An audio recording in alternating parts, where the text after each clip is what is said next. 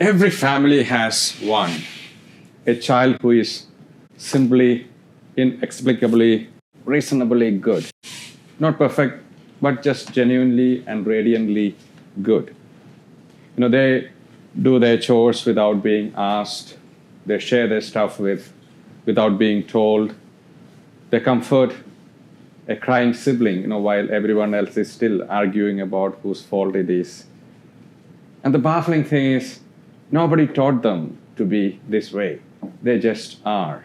And even the parents look at them sometimes and think, where did you exactly come from? And if the early church was a family, that child was Stephen.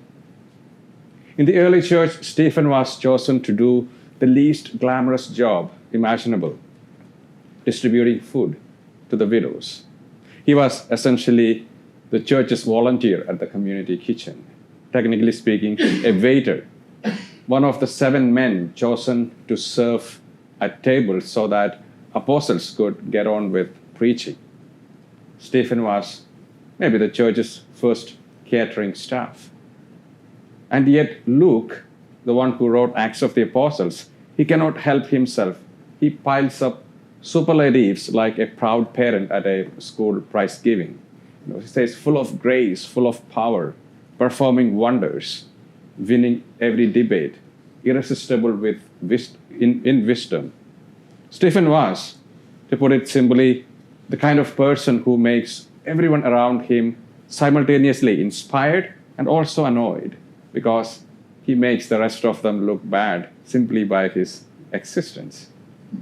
Now, in every family, there is always the moment when someone decides that the best response to someone else's excellence is not admiration, but sabotage.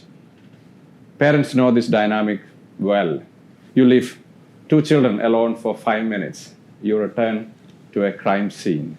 and the guilty is already pointing at the innocent one with absolute conviction, constructing, a narrative of blame so elaborate and detailed. It could be published as a fiction. So this is precisely what happens to Stephen.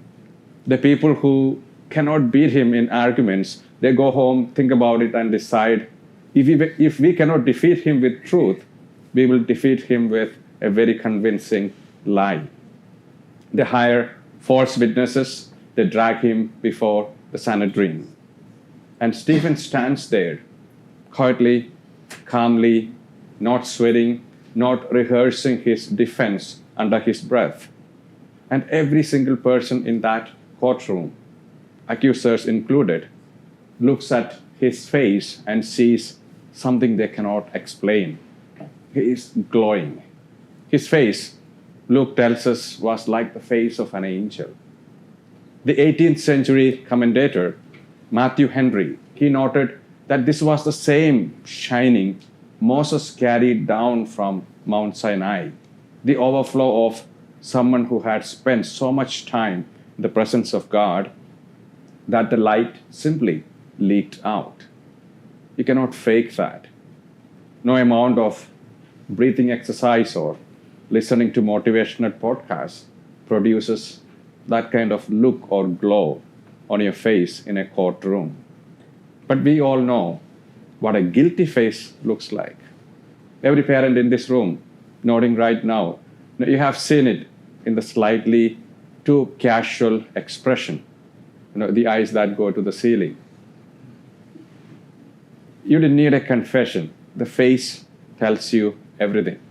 And Stephen's face told everyone everything too, but just in the opposite direction. It is the overflow of someone so deeply rooted in God that when the storm comes, there was simply nowhere for the fear to take hold. The peace was not on his face, it was in his bones. And this is the question that Stephen drops quietly into our laps today, the one that follows us home to our dinner tables and to our difficult conversations with people. What are we rooted in? Because wherever it is, That's what will show on on our faces when the pressure comes. Is it anger, fear, arrogance? Stephen was a table server who glowed like an angel in a courtroom, which means this kind of rooted, unshakable, luminous peace is not reserved for saints in stained glass. It is an offer for every single one of us, including the ones who still haven't figured out whose turn it is to do the dishes. Amen.